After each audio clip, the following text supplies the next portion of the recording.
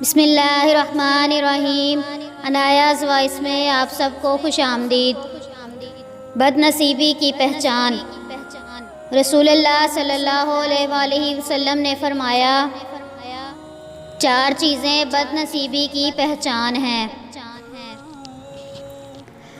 Number 1، آنکھوں کا خشک ہونا۔ اللہ کے ڈر سے یعنی اللہ کے خوف سے کسی وقت بھی آنکھوں سے آنسو نہ ٹپکیں، اس کو ہم آنکھوں کا خشک ہونا کہتے ہیں۔ نمبر 2، دل کا سخت ہونا۔ آخرت کے لیے یا کسی دوسرے کے لیے کسی وقت بھی دل نرم نہ پڑے، اس کو دل کا سخت ہونا کہتے ہیں۔ اور نمبر 3 ہے امیدوں کا لمبا ہونا۔ اور نمبر 4 ہے دنیا کی لالچ، دنیا کی ہوس اور جو کہ کبھی ختم نہیں ہوتی۔ امیدوں کا لمبا ہونا سے مراد کہ ہم بہت امیدیں لگاتے ہیں اور ہمیں آخرت کا پتہ نہیں۔